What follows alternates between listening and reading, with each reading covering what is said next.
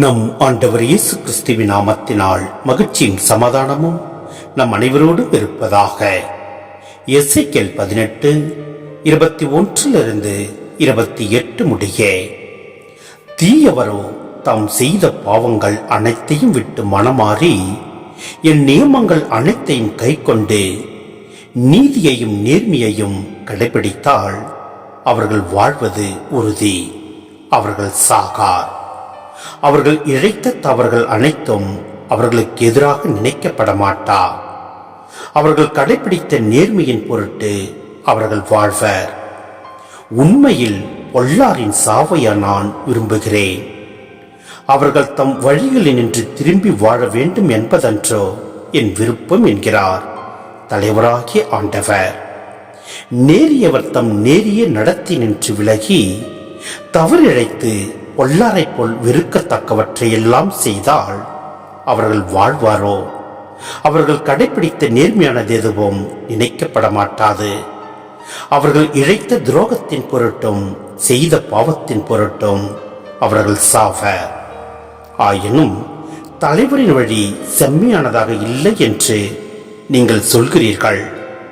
Israel வீட்டாரே கேளுங்கள், என் வழியா நேர்மையற்றது, உங்கள் வழிகள் அன்றோ நேர்மையற்றவை.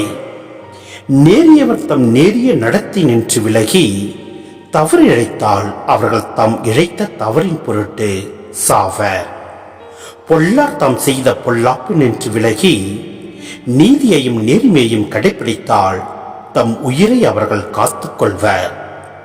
அவர்கள் உண்மையை கண்டு உணர்ந்து தாம் செய்த குற்றங்கள் அனைத்து நின்று விலகிவிட்டால் அவர்கள் வாழ்வது உறுதி, அவர்கள் சாக மாட்டார்.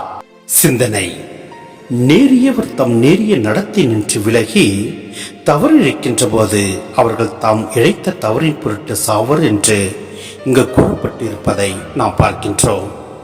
ஆம், நாம் ஒவ்வொருவரும் பாவத்தில் மரித்து இருந்து கிடக்கின்றோம்.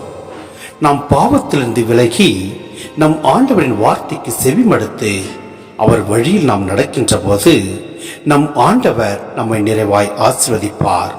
எனவே நம் ஒவ்வொருவருக்கும் காலங்களையும் நேரங்களையும் கொடுக்கப்பட்டுள்ளது.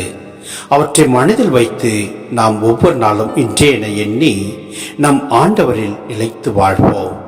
எல்லாம் வல்ல இறைவன் நம்மை நிறைவாய் ஆசீர்வதிப்பார். ஆமென்.